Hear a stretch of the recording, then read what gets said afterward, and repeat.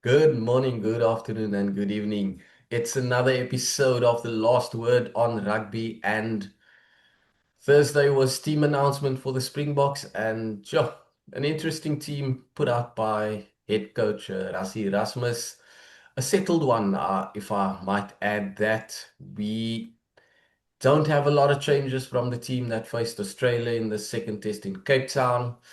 And that points to a Bok team that will be looking to the fast game, curb and match the fast game of New Mm, Zealand.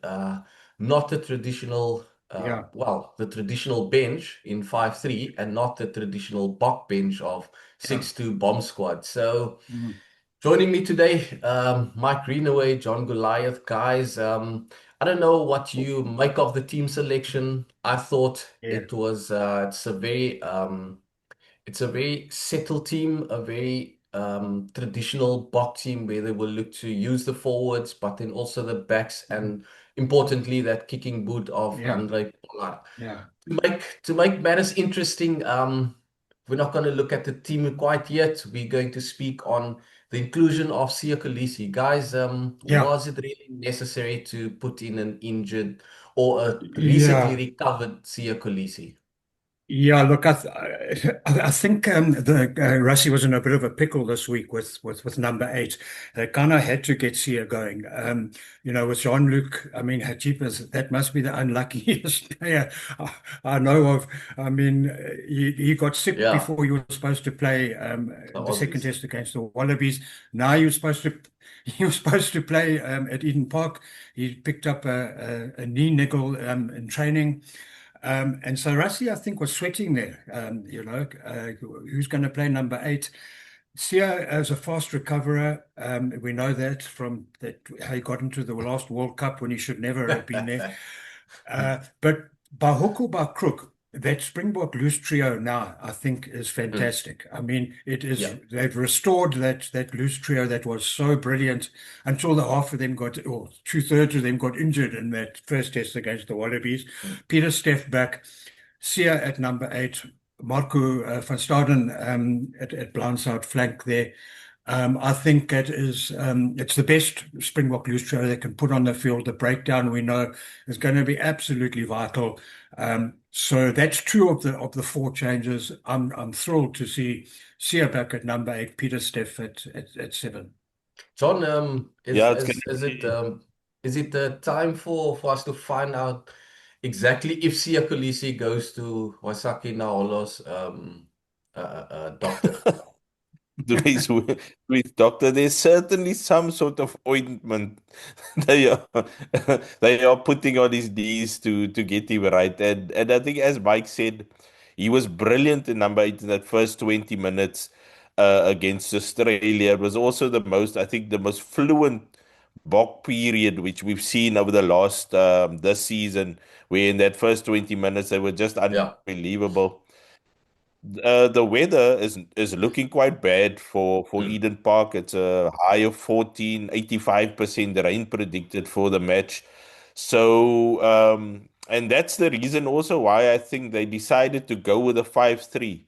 When I don't think the game is actually going to be that sort of fast paced, and there's going to be a lot of balls thrown around, and that could be the reason why they've gone 5-3, because we could now see, forwards going during that match for a lot longer, because they're not gonna run around a lot.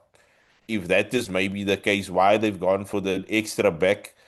I personally would have gone 6-2, Mm. because with an extra loose forward maybe to cover both Sia and Peter Steph, we don't know. Obviously, I don't think they would not have played if they were not 100%, and Rassie's got confidence that either one of them can go the 80.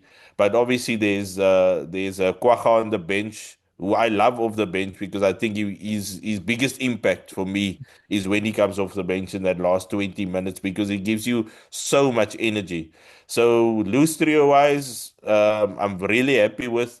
Again, for me, it's quite strange that RG Snyman doesn't even feature Yeah. on the bench, or in the starting lineup. I mean, as one of the best lock forwards in the world. Obviously, he missed out in the first game against Australia as well. He started in the next game in Cape Town, but he misses out again, which is quite strange. But obviously, you've got so many quality locks with the Jager on the bench. You've got Ruan Orki, who I think of the last 2 years have come on really well, and he's played some of his best rugby. And obviously, the veteran Ep30 there. Yeah, and I also think Ruan has shown so much against the All Blacks that and even if you look at how he played the last test, he's very commanding in the lineouts, and the Boks have been struggling in that department before he came on. So I see where that comes from. Preferably, I would have had Mm. Luat there because he knows how to empty the tank Yeah. in the physicality and all of that. But I think having been out for so long, that connection between him and Malcolm, Bongi, when Bongi was still there, is not just there yet in terms of the lineouts. We Mm. know he's a Mm. specialist in the lineouts, but that connection is not there. And Ruan has Yeah. adjusted so well and in pressure matches against the All Blacks, the Rugby Championship last year, and I think that's why he got Mm. the nod ahead of Lut.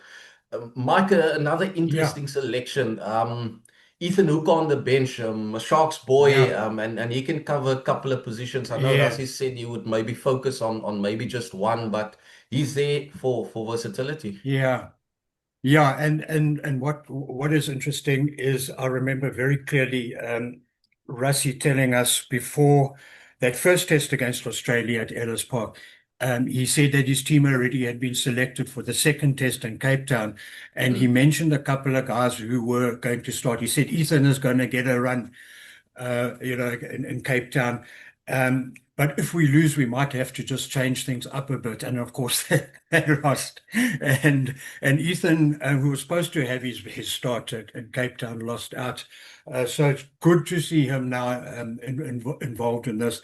And once it was Rassie had decided he's going 5-3, I think it makes sense to have Ethan there because he covers 11, 14, 12, and 13. He can play 12, anywhere in the midfield, and he can play. He has played a number of games for the Sharks on the wing. At a push, he could probably play fullback too. He's a multi-talented youngster. He is one of the young Turks that is coming through, all guns blazing. He's going to be a very good Springbok. Ethan Hooker, strong, can run through brick walls. He tackles like a machine. So Rassie will have no fear of putting that lighty in against the All Blacks. He'll do the job, and he covers all those positions. Great to see him there. Just one thing, going back to you're talking about Loert. For me, a very big talking point here is that Rassie stayed with Thomas du Toit at tight head to yeah. start, with Volko coming off the bench. And I think with having Loert as well, as you mentioned, uh, uh, Nortje. Ron Nortje is that guy who's got a tireless engine. He will go. He just goes. He's like so. So then having Lut on the bench, coming on with Volko to finish, it's almost like a mini bomb squad you've got there.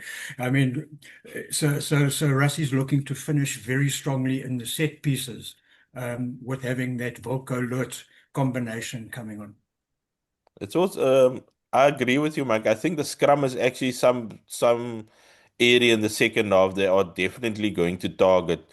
because those are the moments where you get those scrum penalties that you may Yeah. need to keep the scoreboard ticking Mm. or to find some territorial dominance with kicking to touch. Because another one of those, a strong scrummager, coming off the bench is Jan Hendrik Wessels. Yes. He's been picked at hooker off the bench, Mm. but he can play loose head as well. So he's definitely a very good scrummager. It's going to be interesting to see how he goes in the lineup. So I suspect Malcolm Box will probably go really deep. And then we've got Yeah. Boan Venter as well. He's also been picked at loose head. Also a Yeah. decent Sorry, scrum. sorry. You might have Cheslin throwing in at the lineouts. Yeah, Well, he can do it all. He can do it all. So that's definitely an area of the park where I think they are going to challenge him in the second half. I think they would need though for Ox and Thomas de Toey. I think Thomas de Toey is a very underrated scrummager. I think he hasn't had enough opportunities this season yet, and I think those three guys starting they need to lay the foundation for a yeah, good forward effort. yeah. Guys, and I don't know if you feel the same with regards to there's been a lot made about 88 years, 1937. Rassie has Mm, sort of said that that's not the main focus point for them. mm, And I feel that's the same thing. yeah, The Boks need to be at number one or number two or number mm, three by the end of the year. So yeah, whether they break this hoodoo or not, they mm, will want to learn a lot of things about their yeah, players over the next game, so that going into yeah, Wellington they will be better off. Do you feel that too much are being made about that yeah, Auckland Park record, and it's yeah. good for the Do. Boks that they don't focus on it? Yeah, it is something that's nice for everyone to talk about. It is just one of those historical things, that comes up, and it is interesting.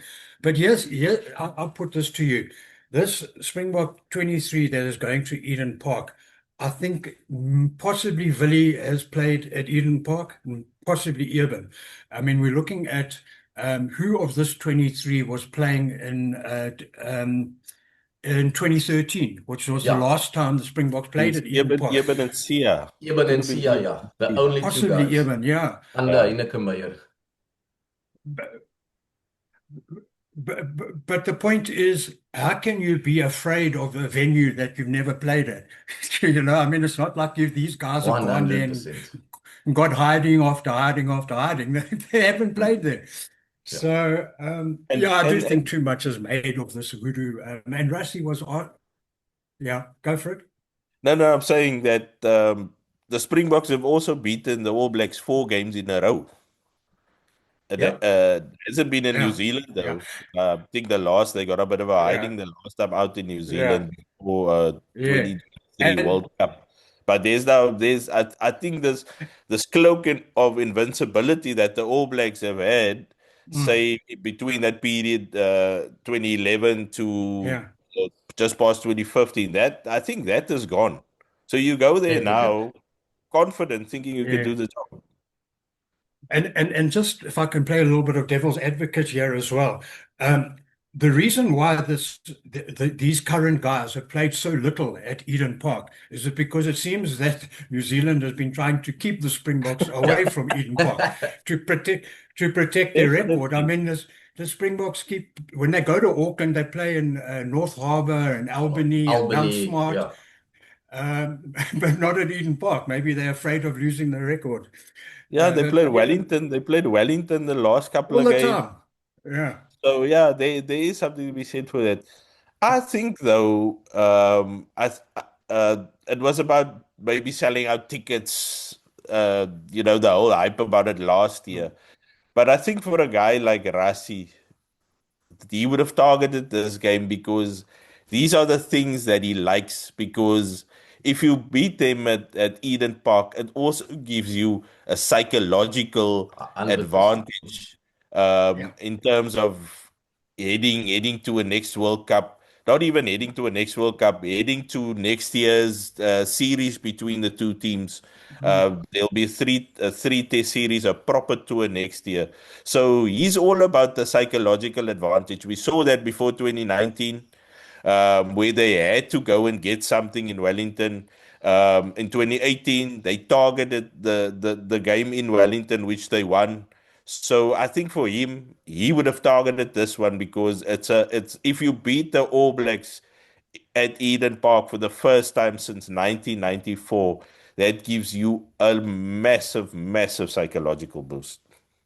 Yeah, I agree 100% with that. And That's the lekker thing of Rassie. It's sometimes, if I can call it this, it's sometimes less about what happens um, on the field. That psychological, like it comes down to what happens prior to those World Cups, like you mentioned now.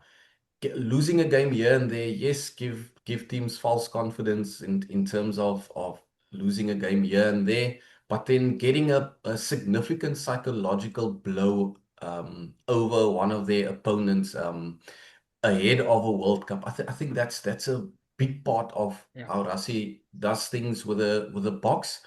And he's also not too open about showing his hand quite early. When it comes to, yes, he's open and honest when he does things, says a lot in the media, but he knows the blueprints and the cards that he keeps closer to his chest. And I think that's Mm. something over the years that Yeah. have been working so well for the Yeah. Boks, and why they've been achieving the success they have. Yeah. Guys, it's like John said, it's probably gonna be a wet and rainy game. The Bok players have been speaking about the um wet weather this whole week when they've been up for press conferences. Where do you think the game will be won? Yeah. We know it's gonna be a forwards based most likely game, but that boot of Andre Pollard is going to be Yeah. quite significant in this Yeah. match. Yeah, and it is going to be about the aerial contest. Everybody knows that the All Blacks coaching staff has been saying they're picking players. I mean, they dropped Sevu Reece because he's dodgy under the high ball, and the the coaching staff said we know what's coming from the Springboks. Yeah, the aerial contest is going to be absolutely massive. Guys like Cheslin Colby, might not be the tallest guy, but wow, he gets up high and contests and makes life very difficult for the opposition. I mean, that is the Springboks, as much as they're trying to evolve, and good on them for trying to grow their attacking game, their bread and butter remains forward domination and set pieces, the territorial game and box kicking, and box kicking to win the ball back. I think we will see a lot of that. I think it is going to be a much tighter game. And that really, to my mind, benefits the Springboks. The tighter games are, the more chance there is of them winning them, because we've just seen that time and time again. They know how to play pressure moments. We've seen it in the last World Cup, 3 1-point wins. The Boks know how to play tight contests, and they inevitably finish on the right side of it. So inclement weather, I think, will benefit the Springboks. We know the All Blacks, how they can play, how they like to use the width of the field, how they like to counter-attack. Wet underfoot, quite a bit of that stays in the change room. So yeah, aerial contest is where it's going to be won and lost. Yeah, we saw, I think in the games against Australia, I think an underrated part of Grant Williams' game has been his box kicking. His box Yeah. kicking has been superb this season. That first 20 minutes against Australia and Joburg, I know we hammer about that, but obviously that was the Box's best sort of performance this season. But also in Cape Town. And when you have Cheslin back in the team chasing those kicks, it makes Chasing it them. doubly dangerous. That's why I probably think a guy like Kanan Moody probably got the nod over Makazole Mapimpi. Mm, Well, Mm, Mapimpi is also a fantastic kick chaser, but I think Kanan is about, what is he, almost 2 meters tall. He's a very mm. tall lad, and he also gets up. We remember the try scored on debut against Australia when he plucked it out to the air and the score. So they are definitely going to chase. Valley, though, that is going to be interesting. Lee yeah. is also going to get a lot of bombs, I suspect. So Vali will I think Vali is also gonna have to be a cool head at the backfield. He's also gonna get a lot of bombs. Mm, And Ethan Hooker when he comes on, he's Yeah. also gonna get a lot of bombs. But yeah, he's such a fantastic footballer, that kid, that I don't think he'll be absolutely phased. Mm. by the whole occasion, facing the All Blacks for the first time, the whole Eden Park aura. So yeah, it's gonna be the ball's definitely gonna come down more than the rain on Saturday. So that's, I take it that's you guys saying Boks to win by 1 to 5 points. Ooh. This is so close to call. This is it's unbelievably close to call. The teams Mm, match up so well. I mean, the All Blacks also have a lot to play for.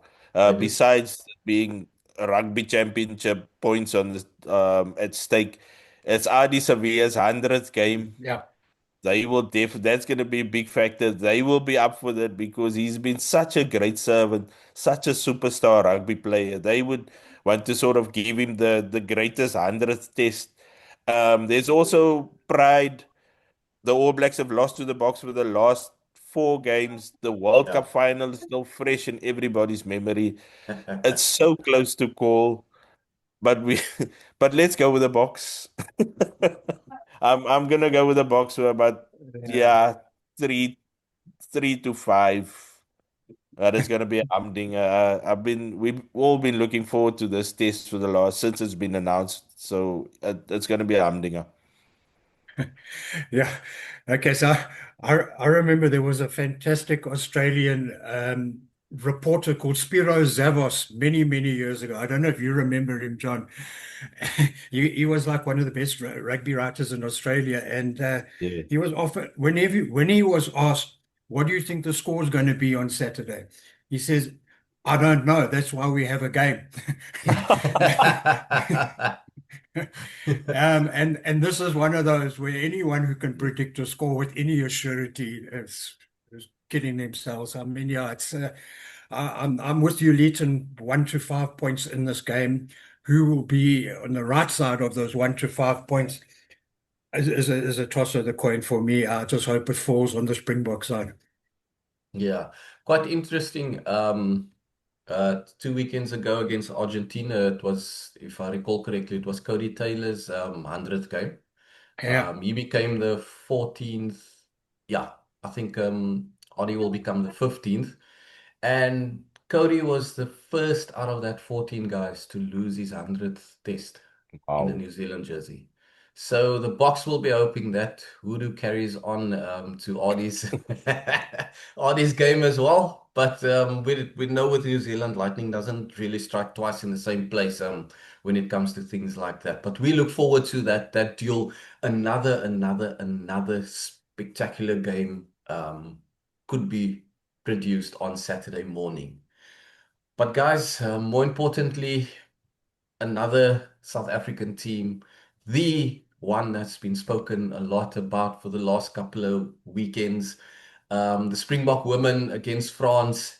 Yes, we know France rated very highly in the world, but is it a chance for the Bok women to in top of their group and pull a rabbit out of their hat when they face the French women on Sunday in the final group stage game of the Rugby World yeah. Cup in England? Look, if we are to be realistic, I mean, France are an extremely good team. They settled. They've been getting some good results now. Um, it's unlikely that the Springbok women, where they are, even though they are on a strong upward trajectory, are going to beat France.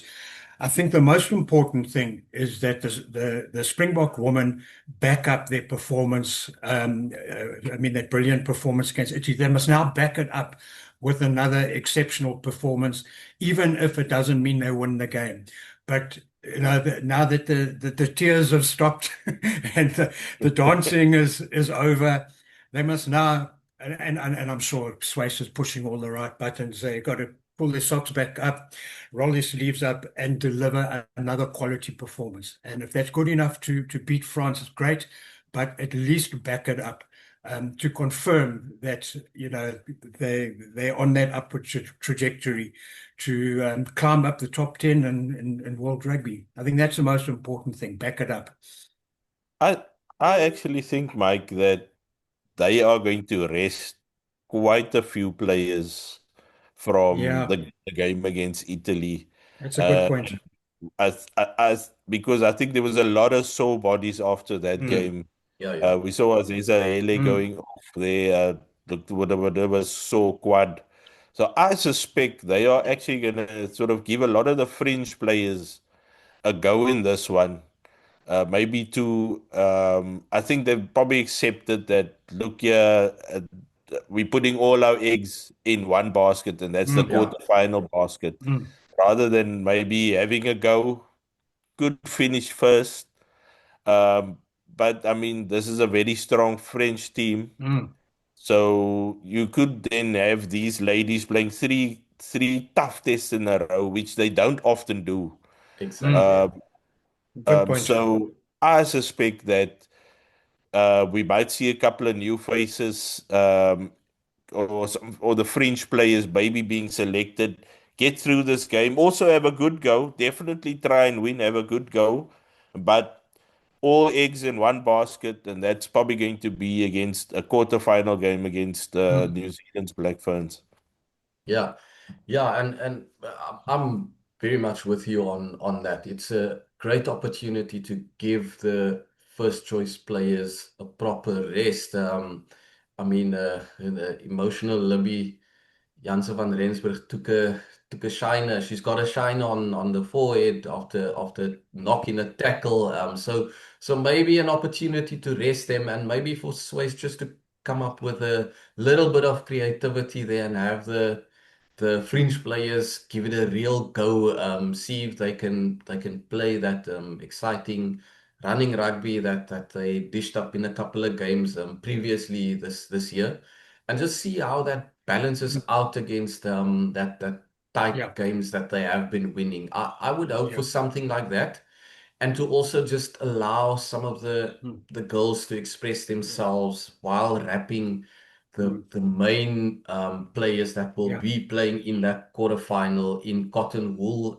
so that they will be ready for whoever will be waiting on Yeah. them in the rest of the tournament. But another interesting clash. I would think Mike, like you said, I would think it's going to be a French win, a big French Mm. win, but it would be positive if the Springbok women can show that they are ready to break into that top 10, ready to Yeah. to take up their place as one of the top women's sides. I think it's been massive that they were able to absorb and importantly absorb that pressure of facing Italy. I saw in that dying moments of that game. It could have gone so easily wrong there, and they could have lost the plot. They had Mm. some referee calls going against them and everything like that. It just compounded to a lot of pressure, and but they managed to pull it through when in other years it would have gone array, and they would have lost it. So kudos to them for psychologically, and that's the big thing of box sides nowadays. Psychologically, they are right up there with the best in the world. Yeah, and by the same token, France might rest a lot of their players too, which Mm, might just help sort of it be more competitive. Obviously, yeah, they threw as well to the quarterfinals, so it's yeah. kind of a dead rubber game, but still very important for our ladies just to continue with momentum. So there is confidence in the greater group as they go into that quarterfinal. Yeah, gents, thanks a lot for the chat this morning again. It's been lekker. We are looking forward to great Springbok games Saturday, What a Sunday. weekend. What a weekend. Yeah, what a weekend of rugby.